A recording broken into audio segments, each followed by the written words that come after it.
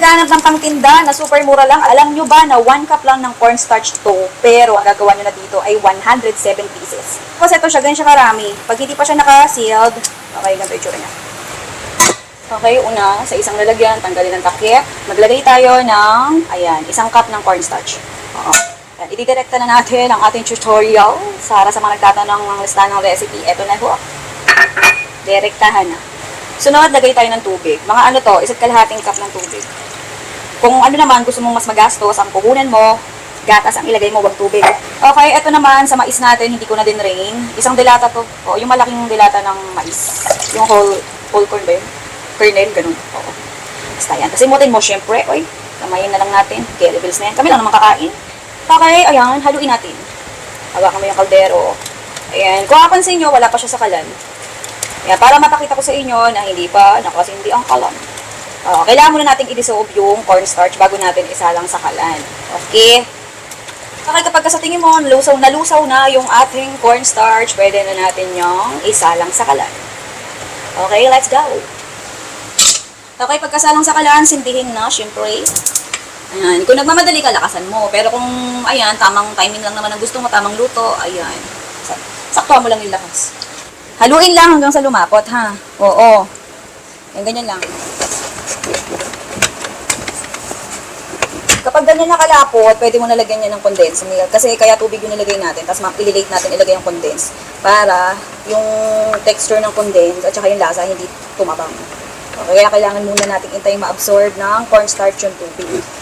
Kaya kapag ganyan na yung texture, yan na yung sign na pwede mo nang ilagay yung condensed milk. Okay. Kalahati lang muna lagay natin kasi baka mamaya sumobra tamis. Ayan. Tapos tikman na lang natin mamaya kung sakto na yung tamis. Pero pag sa inyo, pagka tingin nyo sa inyo, matabang pa, dagdagan nyo pa. 1 dilata yun yung nakalagay doon. So, kalahati lang yung nilagay natin. So, ibig sabihin yan, kalahating dilata yung nilagay ko. Okay. Kapag ka nilagay nyo na itong condensed milk, hinaan nyo na sobra apoy. Pagka ganyan na texture, tingnan nyo yung ilalim. Ayan o. Ayan, tingnan nyo. Yung parang nasusunog na yung ilalim. Ayan. Ibig sabihin yan, pwede mo na siya ihango. Pero sabi ko sa inyo, tikman nyo muna ha. Pagka sa tingin nyo, pag tinikman nyo, lasang cornstarch na hilaw pa, yung powder, gano'n na lasa.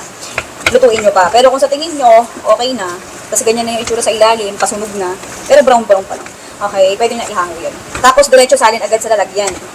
Oo, kasi mabilis mo yan. Pati mo na yung kalan, baka sumabog ka. Sasalinan mo, mas maganda, pahina mo ng mantika. Pero kung meron kang, ayan, coconut oil o kaya margarine, ay, nasa bagsak ka. Ayan, pwede naman, pinaipahit nyo. Pero sa akin kasi, wala yung mga binanggit ko, so magmantika tayo. Okay, kung napansin nyo, bumuhos yung mantika. Siyempre, tanggalin natin yung excess. Yung gamitin. Tapos, isalin na natin siya. Isalin na natin ang maha. Titigas pa yan ha, mamumuo pa. Bilisan nyo lang pagsali na kasi mabilis mamuuto eh. Dami na yan oh. 1 cup lang ng cornstarch yan ha. 1 cup ng cornstarch mo, ganyan na karami magagawa. Okay, pagkasalin, i-flat naman natin. Ayan, medyo pagilan natin ng mantika yung ano. Para madali. Mas maganda pagilan nyo ng mantika yung ano yung spatula. Para madali siya ilapat. Ilatag ba? Ganyan.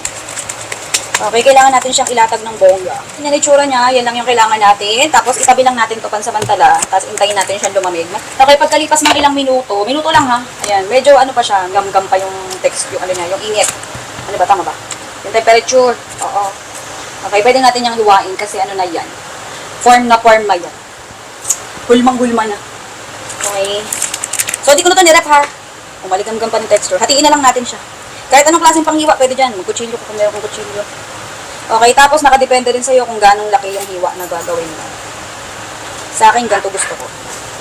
Okay, disclaimer lang ha, hindi namin to binibenta ha. Okay. So, madalas yung mga recipe ko, nilalagyan ko ng costing para if ever na yung iba sa atin sa mga followers natin, subscribers natin ay gustong ibenta, ayan, nilalagyan ko minsan ng costing. Pero madalas may costing eh, may panahon lang nawala. Medyo masakit din sa ulo mag-costing ha. Oo. So, hiwain. After natin hiwain, maraming servings to yung gantong size sa akin. Okay, lagyan naman natin siya ng pang-coating. Sa akin, ang ginamit ko, Graham brush. Kayo, pwede namang asukal lang. Kaya lang kasi, maligam-gam pa yung texture, nagmamadali na tayo. Kapag kayo nagmamadali, Graham crush na lang lagay nyo para mag-dry siya. Kapag nilagay nyo kasi agad yung asukal dito, samahan nyo, tapos maligam-gam pa ang texture niya, yung temperature niya ba, o magpapawis yan, magmo-moist. So, kapag Graham crush ang gagamitin yung pang-coating, ma-absorb lang ng Graham crush yung, yung wet niya, yung wetness niya, yung pagka-moist niya. So, hindi kayo mo problema. Ganyan lang. Ganyan lang pag-coat. Okay. Tapos hiwain. Ganyan mo lang siya. Wala ko gloves eh. Okay. Kung meron kang dyan, gloves sa inyo, gumamit ka ng gloves. Pero kung wala, maghugas ka ng kamay mo. Okay. Huwag kayo magkalala, malinis naman ng kamay ko. So kahit lamutakin ko to, carry lang. At kami lang din naman ng kakain. Okay. Paalala lang kapag nilamutak nyo siya, habang kinu-coated, okay, huwag kayo masyado manggigil kasi baka maduro. Maha kasi yan. Normal lang yun, ganyan talaga maha. Kung mapapansin nyo, yung hiwa ko, hindi pare-parehas. Okay lang yan. Carry lang yan. Pero pag ititinda nyo, syempre, kailangan talaga pare-parehas, di ba, yung size. So, kayo na bahala pag kayo magtitinda. Sa akin, okay lang yan. Kami lang naman kakain nito eh. Ito yung texture, oh. Fluffy. Maha pa ba yan?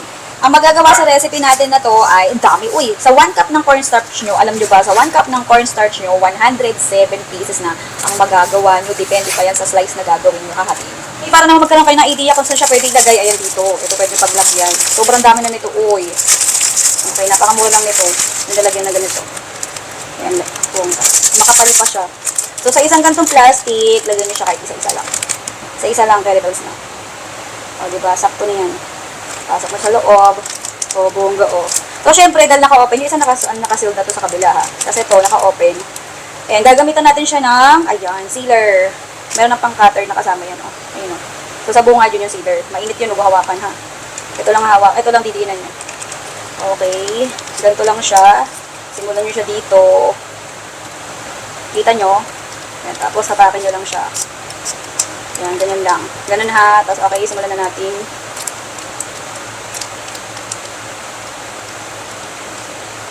Masisealed na yan. Ay, tingnan nyo, may gumugo. Nakasealed na siya. Ayan, ganyan lang siya kadali. Okay, isa pa. Try natin isa pa. Pakita ko sa inyo. Ibang kulay naman to. Sample ulit tayo ng isa pa. Ganyan lang ulit. Okay, maglagay tayo ng isa. Yung itsura. Ito yung sealer na gagamitin natin. Super small lang, pero small but terrible siya, girl. Okay, itong bungad ng happy pindutin na. Yung bungad lang ang pupindutin, tapos ayan. Mag-sealed na. Huwag mo masyadong diinan para mabatak mo pa.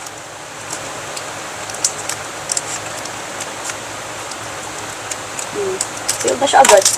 Diba? Napakadali. Sealed na. Hindi na malalaglag yan. Okay, ganyan nakadali yan. Okay, sa shelf life naman, nasa 24 hours lang ang shelf life nito kasi maha to, ha? Okay, kailangan naka-chiller. Kung wala kayong rep, pwede na kayong gumamit ng mga styro chiller. Alam niyo yun, yung styro na bibili sa labas, yung mga square. Tapos lagyan niyo yun ng yelo sa loob, tsaka asin. Lagyan niyo ng asin yung yelo. Tapos, ito, ilagay niyo sa isa pang container para hindi mabasa. Okay, ganun lang. Kung ibibenta niyo sa labas, para hindi mag-moist. Kasi ang nakakapanis sa maha pag nag-moist. Okay? Pwede niyo rin itong lagyan ng cheese kung gusto niyo. Kaya na magastos.